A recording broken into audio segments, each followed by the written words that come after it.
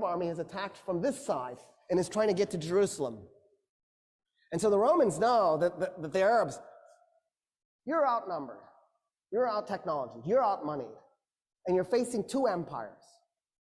Do you attack both at the same time? That makes no sense, but it's exactly what the Arabs did. They attacked the two oldest, most powerful empires at the same time, even though they were outnumbered by one, let alone both.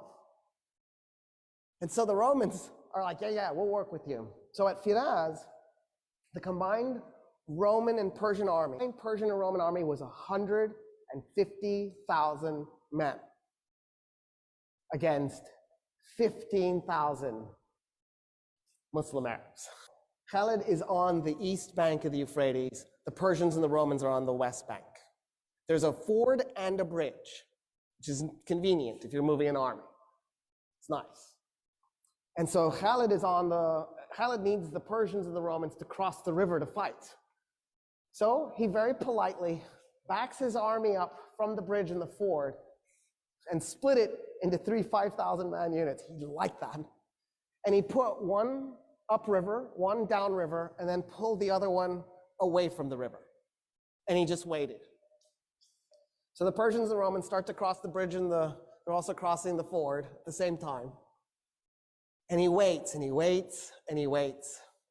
When 50,000 Persians and Romans had crossed the Euphrates, he blew a horn.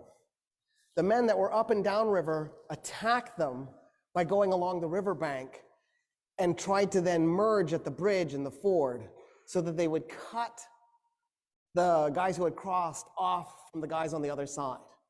Then what Khalid did was he took the 5,000 men who against 50,000 and he has them charge into him. And he had his men as thin as possible. And then he backs his men up and then he charges again. And then he backs his men up and he charges again. And every time his horses go in to those men, it compressed them a little bit. It compressed them a little bit more. So after a while, the Persians and the Romans are so compressed, they can't move their arms, they can't swing their weapons. He's just compacted them together. And they realize what he's done to them.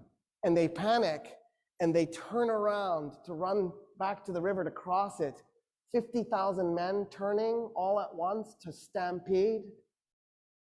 You could hear the bones breaking. And then the Muslim Arabs just went in and started killing them as they're running. By the time the battle was done, 200 Muslim Arabs were dead. 50,000 Persians and Romans were dead.